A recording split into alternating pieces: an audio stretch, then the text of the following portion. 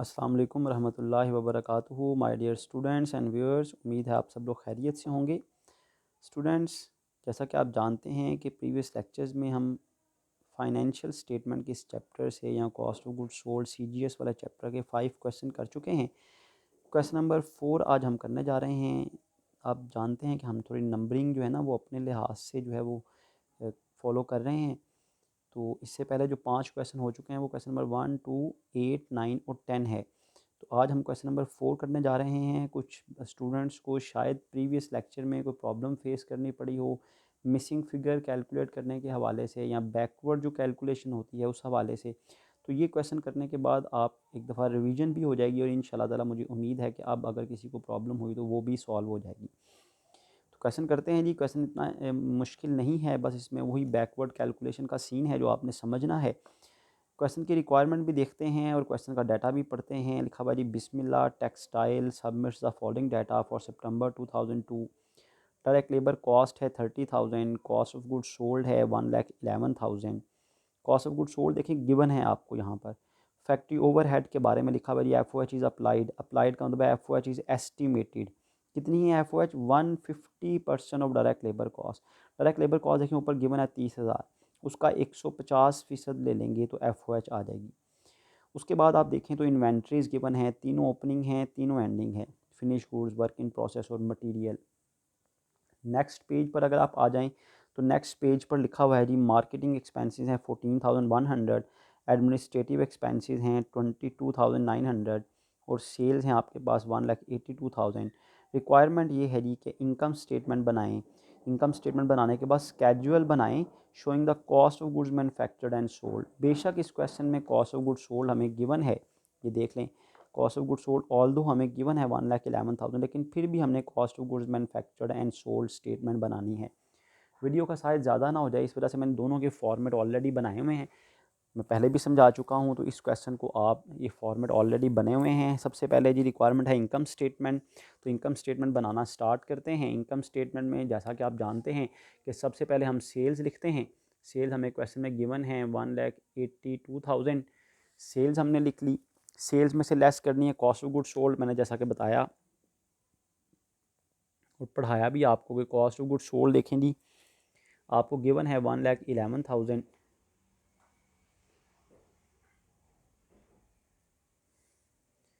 Cost of goods sold 1,11,000 हमें given है। तो सेल्स में से हम cost of goods sold minus करते हैं। सेल्स हैं 1,82,000, इसमें से cost of goods sold 1,11,000 minus कर दें तो आपके पास ग्रॉस प्रॉफिट आ जाएगी 71,000। जो ग्रॉस प्रॉफिट 71,000 आई है, अब इसमें से हमने ऑपरेटिंग एक्सपेंसेस माइनस करने हैं जैसा कि मैंने क्वेश्चन अभी आपको रीड आउट करवाया। तो पेज नंबर 127 पर मार्केटिंग एक्सपेंस है 14,100 और एडमिनिस्ट्रेटिव एक्सपेंस हैं 22,900। हम इनको डायरेक्टली आउटर कॉलम में भी लिख सकते हैं, बहरहाल इकट्ठा लिख कर भी माइनस कर दें तो कोई इशू नहीं है। 14,100 के मार्केटिंग एक्सपेंस हैं और 22,900 के हमारे पास एडमिनिस्ट्रेटिव एक्सपेंस हैं। दोनों को ऐड कर दें तो टोटल एक्सपेंसेस आ जाते हैं 37,000। 37,000 के ये एक्सपेंसेस आ गए। ग्रॉस प्रॉफिट में से अगर हम ऑपरेटिंग एक्सपेंसेस माइनस कर दें तो ये बहुत सिंपल सा फॉर्मेट है जी कॉस्ट ऑफ इनकम स्टेटमेंट का। तो आपके पास net income before interest and tax आ जाती है 34,000। तो ये क्वेश्चन का एक हिस्सा तो कंप्लीट हो गया। अगर सिर्फ इनकम स्टेटमेंट बनानी होती, इनकम स्टेटमेंट की सारी आइटम्स गिवन है तो हमारे पास इनकम स्टेटमेंट तो बन गई, लेकिन उसने कहा जी स्केड्यूल बनाएं, मतलब ये स्टेटमेंट बनाएं cost of goods manufactured and sold भी। देखिए ultimately cost of goods manufactured and sold statement का पर्पस होता है cost of goods sold calculate करना, लेकिन इस क्वेश्चन में cost of goods sold already given है। तो फिर कुछ और मिसिंग होगा जो हमने फाइंड आउट करना होगा, या सिर्फ वो ये जानना चाहता होगा कि आपको ये सारी स्टेटमेंट बनाना आती है या नहीं आती। तो स्टार्ट करते हैं जी, क्वेश्चन की तरतीब से चलते हैं। क्वेश्चन में सबसे पहले लिखा हुआ डायरेक्ट लेबर कॉस्ट 30,000 की डायरेक्ट लेबर कॉस्ट हमें गिवन है। डायरेक्ट लेबर कॉस्ट के साथ ही नीचे लिखा हुआ है कॉस्ट ऑफ गुड्स सोल्ड। तो वो जो कॉस्ट ऑफ गुड्स सोल्ड हम फाइंड आउट करते हैं ना, इस बार आपको cost of goods sold given है 1,11,000। कॉस्ट ऑफ गुड्स सोल्ड के बाद आगे लिखा हुआ है जी factory overhead is applied. Factory overhead is applied, तो ये वर्किंग के लिए मैंने स्पेस छोड़ी थी। आप भी वर्किंग जो है वो क्वेश्चन के एंड पर करें, वर्किंग के बगैर, सिर्फ कैलकुलेटर पर नहीं करना आपने। फैक्ट्री ओवरहेड किसके इक्वल है, देखिए लिखा हुआ है, factory overhead is applied at 150% of direct labour. अगर हम 150% ले लें डायरेक्ट लेबर का, तो 150% किसका, डायरेक्ट लेबर का। डायरेक्ट लेबर हमें गिवन थी 30,000, तो ये आपके पास फैक्ट्री ओवरहेड आ जाती है 45,000। तो ये जो फैक्ट्री ओवरहेड आई है इसको आप यहाँ लिख दें 45,000। तरतीब से देखें हम चल रहे हैं। सबसे पहले डायरेक्ट लेबर गिवन थी वो हमने लिख ली, फिर cost of good sold given थी वो हमने लिख ली 1,11,000। फिर FOH के बारे में लिखा हुआ था is applied at 150% direct labour cost, हमने उसका 150% भी ले लिया। अगर लिखा हुआ है inventory account showed these balances, inventory accounts आपको ये बैलेंसेस बता रहे हैं। कौन से बैलेंसेस जी, सबसे पहले फिनिश गुड्स ओपनिंग है 15,000, देन फिनिश गुड्स एंडिंग है 17,500, वो माइनस होनी है। आगे चलें तो work in process opening given है 9600, फिर work in process ending given है 13,000। उसके बाद मटेरियल ओपनिंग है 7,000, देन मटेरियल एंडिंग है 7,400।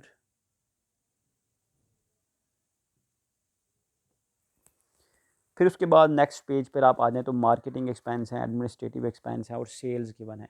तो cost of goods manufacture and sold statement से रिलेटेड यही इन्फॉर्मेशन गिवन है। अब इस इन्फॉर्मेशन को अगर आप यूज़ करें, अगर आप डाउनवर्ड मूव करें तो देखें आपने 7,000 में परचेजेस को ऐड करना है, लेकिन परचेजेस आपके पास इस क्वेश्चन में नहीं है।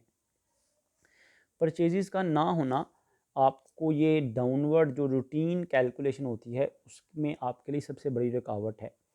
अब हम क्या करें फिर, देखें परचेजेस नहीं है ना, लेकिन इस क्वेश्चन में दूसरे एंगल से अगर आप देखें तो आपके पास cost of goods sold given है, जो कि हर क्वेश्चन में गिवन नहीं होती थी, बल्कि हम फाइंड आउट करते थे। लेकिन हमने जो प्रीवियस क्वेश्चन किया था उसमें भी cost of goods sold given थी हमें, तो उसको ही सामने रखते हुए मैंने आज ये क्वेश्चन डिसाइड किया कि आपको करवाऊँ ताकि आपकी जो है वो रिवीजन हो जाए। ओके, अब हम डाउनवर्ड नहीं मूव कर सकते, हम बैकवर्ड मूव कर लेते हैं। देखें जी, यहाँ पर बड़ा आसान सा तरीका है। यहाँ पर एक ऐसी अमाउंट लिखनी है, एक ऐसी अमाउंट लिखनी है जिसमें से आप 17,500 माइनस करें तो 1,11,000 आ जाए। अब आप खुद सोचें, यहाँ पर एक बड़ी रकम होगी ना, जिसमें 17,500 माइनस करेंगे तो 1,11,000 आएगा। तो क्या करें, सिंपली अब चेक कर लें, 1,11,000 में 17,500 ऐड करके चेक कर लें। भाई यहाँ पर 1,28,000 का होना ज़रूरी है, 1,28,500 का होना ज़रूरी है। क्यों? क्योंकि फिर ये स्टेटमेंट ठीक होगी कि 1,28,500 में से 17,500 माइनस करें तो 1,11,000 आता है। तो ये आप ऐड करके चेक कर सकते हैं। अदरवाइज़ ज़ुबानी भी सोच सकते हैं कि भाई मैं यहाँ कौन सी रकम लिखूँ जिसमें से 17,500 माइनस किया जाए तो 1,11,000 आता है। जैसा कि देखें यहाँ पर अब बैकवर्ड चल रहे हैं ना, तो यहाँ पर एक रकम लिखनी है ना, ये इसका कॉस्ट ऑफ गुड्स मैन्युफैक्चर्ड का नहीं हमें पता, एक ऐसी रकम लिखें जिसमें 15,000 ऐड करें तो 1,28,000 है। अब मैं ज़ुबानी सोचूंगा तो पता चलेगा भी 1,13,500 यहाँ पर होगा, उसमें 15,000 ऐड करें तो 1,28,000 आ जाता है। क्लियर है जी। इसी तरह अब यहाँ से बैक चलें तो यहाँ पर एक ऐसी अमाउंट होनी चाहिए जिसमें से 13,000 माइनस करें तो 1,13,500 आए। तो ज़ुबानी अगर आप सोचें तो मैं सोच रहा हूँ जी 1,26,500 होगा, 1,26,500 में से 13,000 माइनस करें तो 1,13,500 आ जाता है। क्लियर है जी। अब यहाँ से बैक चलें, यहाँ पर एक ऐसी अमाउंट होनी चाहिए जिसमें 9600 ऐड करें तो 1,26,500 है। तो हम अभी चेक कर लेते हैं कि यहाँ पर जाहिर सी बात है 1,26,000 से छोटी अमाउंट ही होगी ना, तो 1,26,500 में वो ऐड मतलब उस रकम में ये 9600 ऐड करना है तो 1,26,500 आना चाहिए। तो हम डिफरेंस लेके चेक कर लेते हैं, तो ये आएगा जी 1,16,900, 1,16,900 होगा, उसमें 9600 ऐड करेंगे तो 1,26,500 आ जाएगा। अब यहाँ पर आ जाएं, ये भी देखें कॉमन सेंस की बात है, यहाँ पर एक ऐसी रकम लिखें जिसमें 45,000 ऐड करें तो 1,16,000 है, तो जाहिर सी बात है वो हम माइनस करके चेक कर लेंगे। तो भाई यहाँ पर 71,900 होगा, उसमें 45,000 ऐड करेंगे तो 1,16,900 आ जाएगा।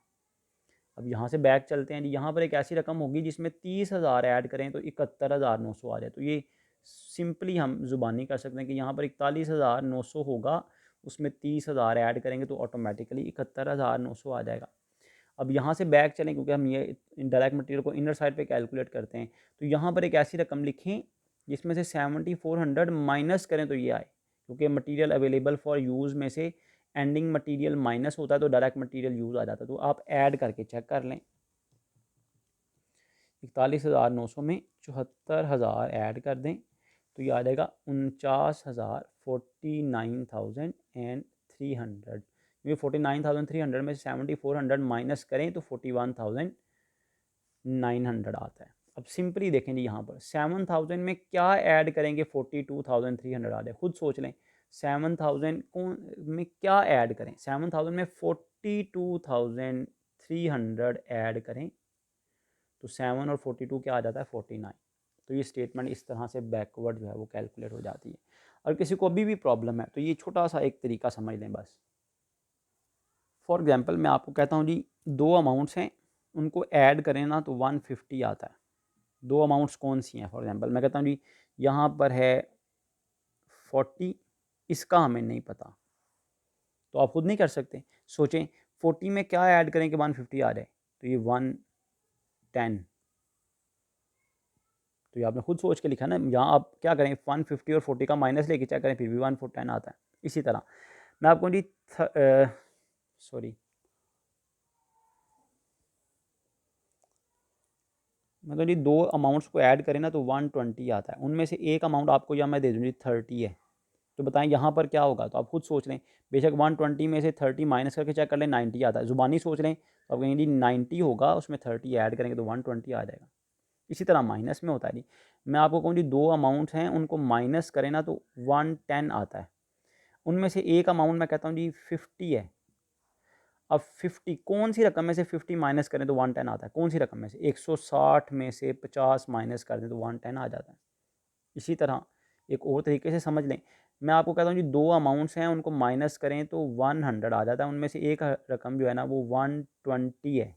अब मुझे खुद सोच के बताएं कौन सी रकम यहाँ 120 में से माइनस करके 100 बच जाए, तो आप खुद सोच के बता दें 20 आ जाता है। तो ये सिंपल सा तरीका जी बैक कैलकुलेशन का। सिर्फ अमाउंट बड़ी होती है तो हम परेशान हो जाते हैं बच्चे के, पता नहीं इसको कैसे सॉल्व करना है। तो मुझे उम्मीद है आपने इस क्वेश्चन को अच्छी तरह समझ लिया होगा, अपनी नोटबुक पर नोट भी कर लिया होगा। तो अब 6 क्वेश्चन हमारे इस चैप्टर से रिलेटेड हो गए हैं जी। क्वेश्चन नंबर 1, 2, 4, 8, 9 और 10 क्लियर है जी। इंशाअल्लाह नेक्स्ट वीडियो में हम नेक्स्ट क्वेश्चन जो है वो डिस्कस करेंगे। अल्लाह ताला हम सब के हामी नासिर हों। जज़ाकुमुल्लाह खैर।